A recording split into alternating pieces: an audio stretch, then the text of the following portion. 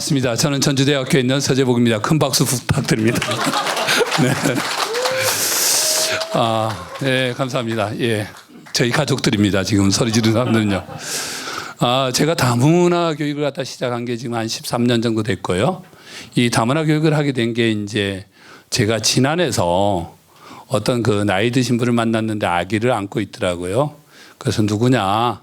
아이가 손주가 참 예쁘다라고 이야기를 했었더니 손주가 아닌 자신의 아들이었어요. 그리고 와이프는 21살, 아기는 한 2살. 그때부터 가슴이 축 늘어지는 그런 느낌을 들었고요. 그 이후부터 이제 주로 다문화 교육을 하게 됐습니다. 오늘 뭐 저에게 주어진 시간이 그렇게 많지 않은 것 같아요. 이미 제 시간은 지났어요. 그래서 이제 다른 사람의 시간이니까 짧게 이야기하고 넘어가겠습니다.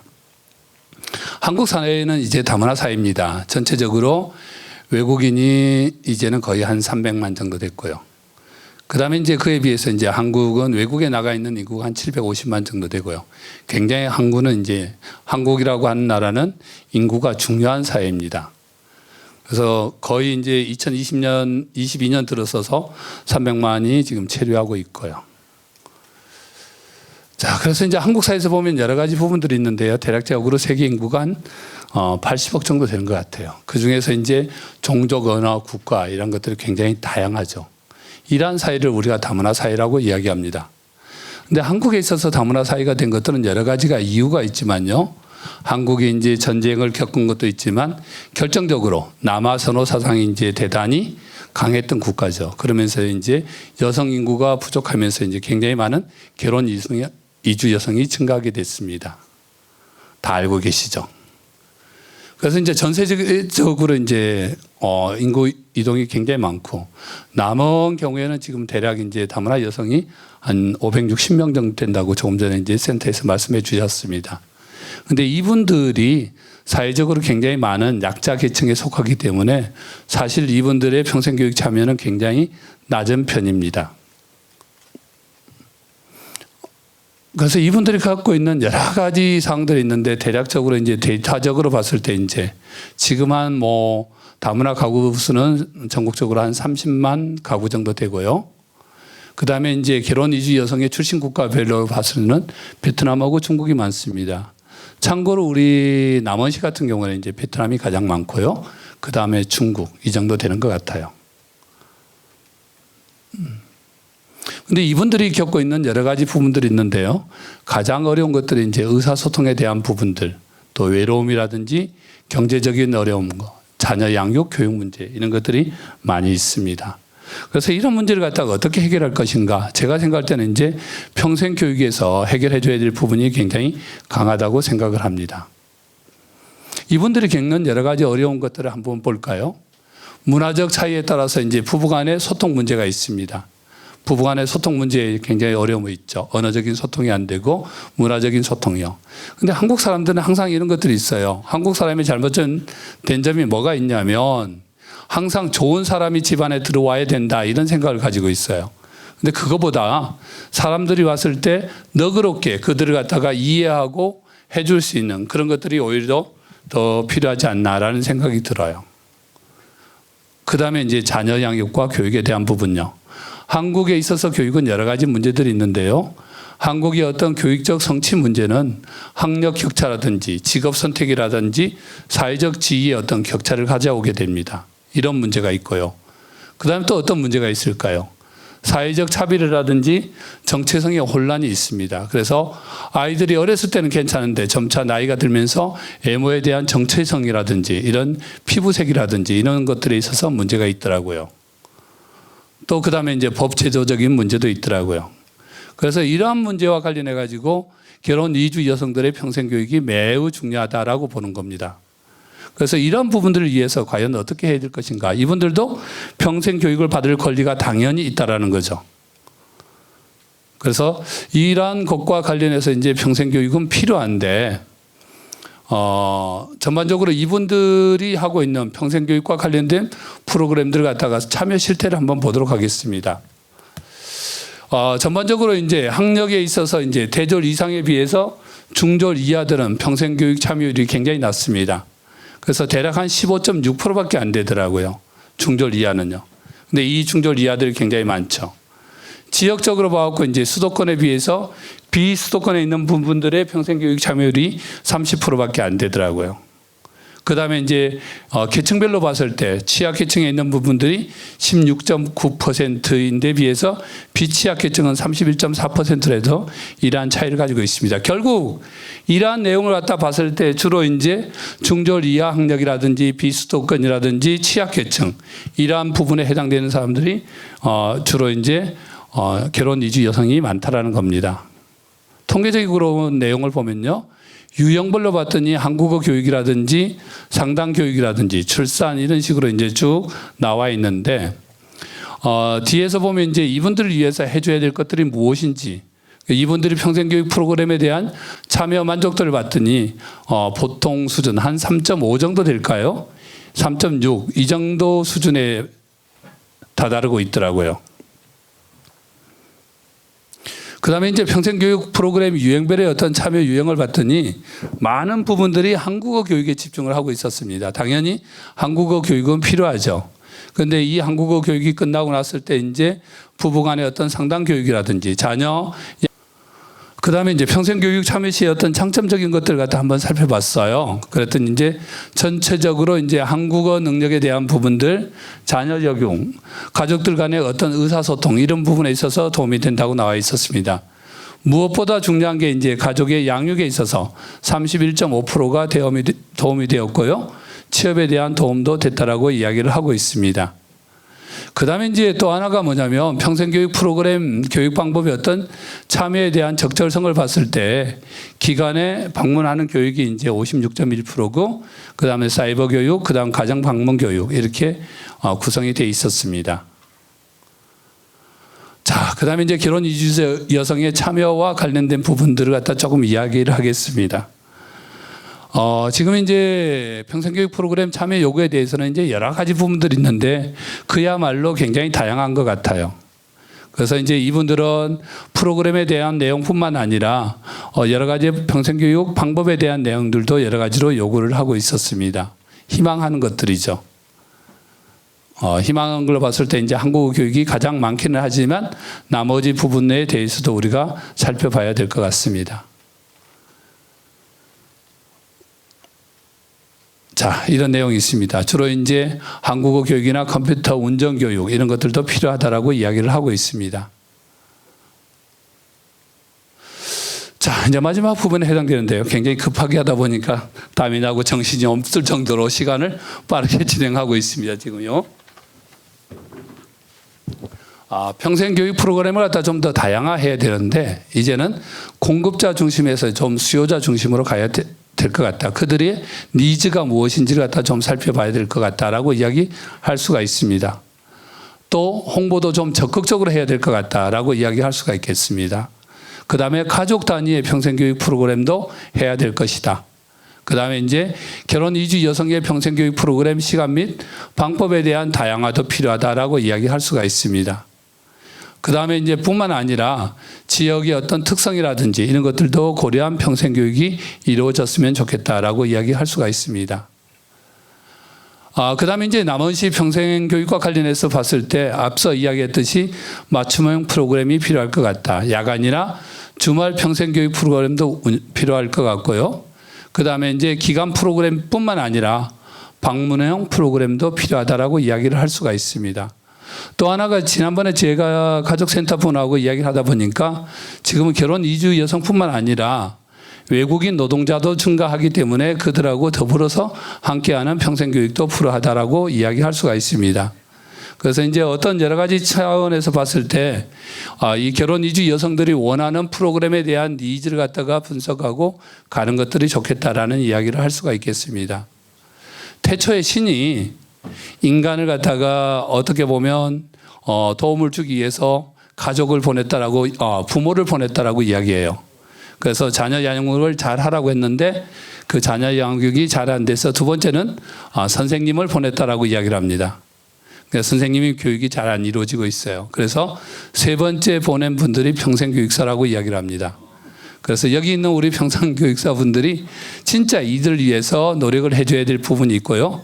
사실 오늘 시간이 짧을 줄 알고 동영상을 하나 넣어놨는데 동영상은 생략을 하도록 하겠습니다. 마지막 드리고 싶은 이야기가 있습니다. 결혼 이주 여성을 생각하면 여러 가지 마음이 아픈 것들도 있지만 그들은 우리에게 있어서 진짜 소중한 사람들이고 남원 시 인구 부족에 있어서 어떻게 보면 채울 수 있는 절대적으로 중요한 사람이라고 이야기할 수가 있습니다. 사람이 살아가는 데 있어서 중요한 것은 인권입니다. 인권은 사람의 권리라고 이야기를 하죠. 그런데 우리가 생각할 때 인권에 있어서 인은 뭘까요? 사람이죠. 어떤 사람일까요? 그게요. 어떤 사람일까요? 많은 사람들은 자신의 인권을 갖다 강조를 합니다. 그런데 거기 나오는 인은 자신이 아닌 타인을 이야기합니다. 그래서 우리는 우리의 권리가 중요한 게 아니라 다른 사람의 권리를 인정해 주는 사회가 진짜 인권을 갖다 유지하는 사회라고 생각을 합니다. 그래서 그러한 사회, 그 다음 더불어서 우리 남원이 평생학습 도시뿐만 아니라 그야말로 다문화적 친화형의 평생학습 도시가 되기를 여러분들이 다 같이 함께하면 이루어지지 않을까라는 생각이 듭니다. 제가 오늘 이제 막 땀이 나죠.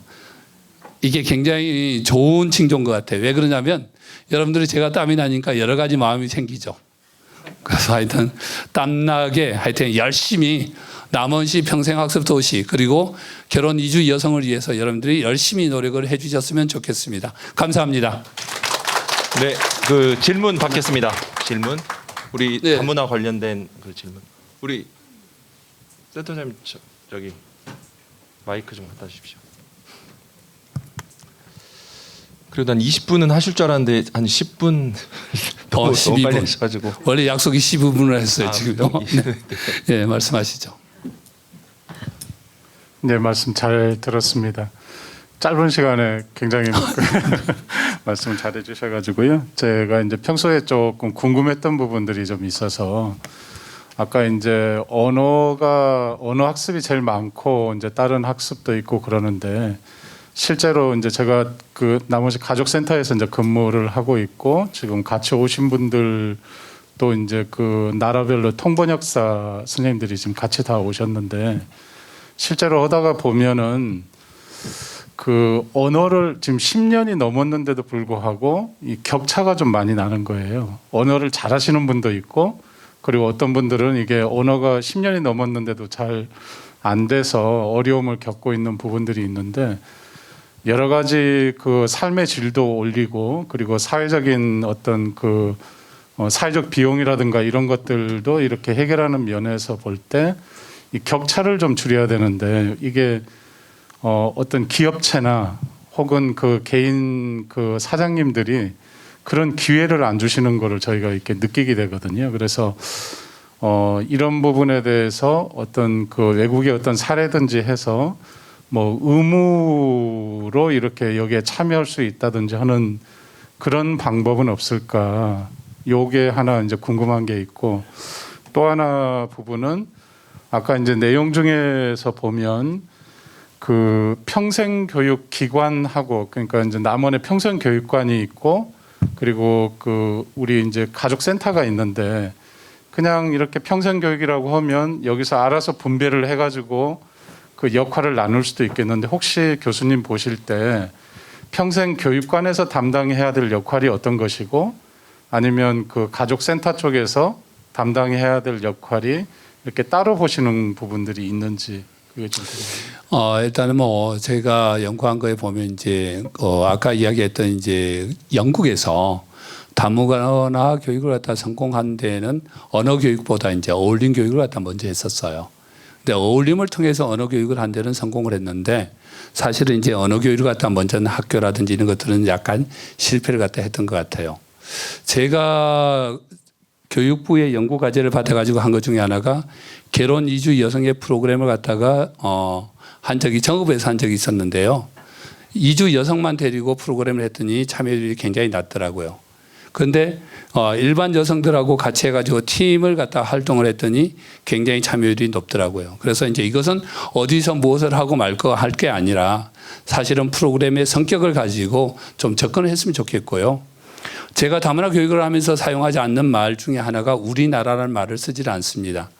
왜냐하면 이제 한국 사회라고 하는 곳은 여러 사람들이 모여 있기 때문에 너무나 우리나라를 갖다 강조하다 보면 그들에게 여러 가지 어려움을 준다라는 생각이 들어요. 그래서 이제 우리 남원이 좀 더 발전하기 위해서는 뭐냐면 프로그램의 성격에 따라서 더불어 함께 할 수 있는 그런 프로그램으로 가면 좋지 않을까라는 생각이 듭니다.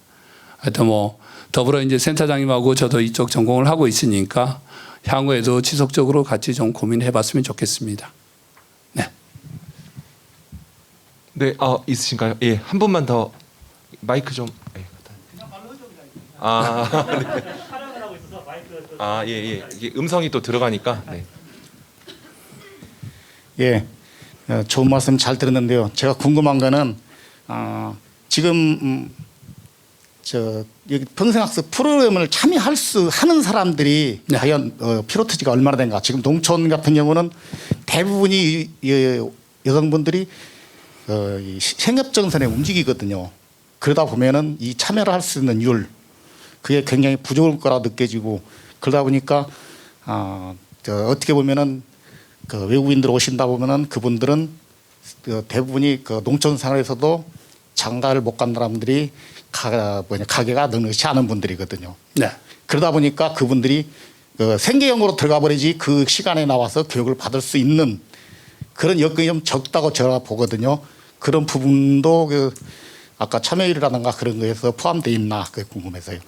앞서 이야기했던 거는 이제 다른 시지역에 있는 논문을 갖다 바탕으로 했었고 이제 우리 남원 같은 경우는 이제 구체적으로 이제 잘 모르지만 가장 많은 게 이제 운봉이나 인월 쪽이 다문화 결혼 이주성이 많은 걸로 알고 있거든요. 그래서 앞으로 이제 그 참여가 어려운 부분들이 뭐냐면 사실 우리가 참여를 안 하는 건가 못 하는 건가 대부분이 참여를 못 하고 그 문제 중에 하나가 시간적인 문제인 것 같아요. 그래서 사실은 제가 생각했을 때는 좀 핸디캡을 줬으면 좋겠다라는 생각이 들어요. 그들이 여러 가지로 어렵고 한다면 그들 특히 저소득이라든지 시간이 없는 사람 같은 경우에는 시라든지 아니면 센터에서 좀 방문하는 거라든지 또 가족 이주로 하는 건지 아니면 제가 인원에서 했던 것들은 이제 가족 연계해서 프로그램을 갖다 한 적이 있거든요. 무엇보다 중요한 것들이 제가 볼 때는 부부가 같이 할 수 있는 그런 평생교육 프로그램도 중요한 것 같아요. 그래서 찾아가는 다문화 교육 아니면 찾아가는 평생교육 이쪽으로 했으면 좋겠고 좀 더 남원이 그 다문화 가정과 관련해 가지고 평생교육이 잘 이루어진다면 몇 가족이 어울려 가지고 우리가 받고 싶은 교육을 시에다 신청해 갖고 시도 거기에 맞춤형 평생교육을 해준다면 훨씬 좋지 않을까라는 생각이 들어요. 하여튼 그런 부분들은 우리 가족센터도 있고 그다음에 이제 남원시도 있으니까 계속 앞서 이야기했듯이 그들이 진정으로 원하는 게 뭔지 어떤 프로그램 어떤 시간대 이런 것들을 갖다 고민한다면 훨씬 좋지 않을까라는 생각이 듭니다. 네. 예. 교수님. 동영상 틀어주려는 영국의 대표적 다문화 도시가 어딘지 좀. 영국의 대표적인 다문화 도시가 레스터라고 하는 도시입니다. 잉글랜드 중앙부에 있는데 여기는요 굉장히 타인에 대한 편견이 강했던 도시예요. 그런데 여기 인구가 줄어들고 이렇게 하면서요 이분들이 해가지고 지금은 이제 다문화 친화적 도시가 됐고 한국에서도 이제 안산시가 있거든요. 여기가 이제 굉장히 좋은 도시가 됐어요. 그래서 남원의 인구를 갖다 좀 더 늘리기 위해서는 제가 봤을 때는 만약에 남원에 가면 진짜 친화적인 도시가 되고 최근에 제가 이야기 들었더니 이제 외국인 노동자들도 오게 되면 많이 도망가잖아요. 근데 몽골에서 왔던 사람들은 굉장히 성실하게 일을 하신다고 들었거든요. 그래서 남원 하면 진짜 결혼 이주 여성이라든지 아니면 외국인들에 있어서 살기 좋은 도시 이렇게 된다면 좋을 것 같고 인구에 있어서도요. 참고로 보면 한국 사람들끼리 결혼해 가지고 아이가 태어나는 거는 거의 0.8% 정도밖에 안 되거든요. 근데 결혼 이주 여성 같은 경우는 거의 2.3% 정도 돼요. 대표적으로 이제 몽골 같은 경우는 3.4% 정도 나오거든요. 그래서 그분들이 그야말로 제가 생각할 때는 이제는 애국자라고 저는 생각을 합니다. 그래서 하여튼 그분들을 만났을 때는 항상 감사한 대상으로 봐줬으면 좋겠습니다. 네, 질의응답까지 해주신 우리 서재복 교수님께 다시 한번 큰 박수 부탁드리겠습니다. 네.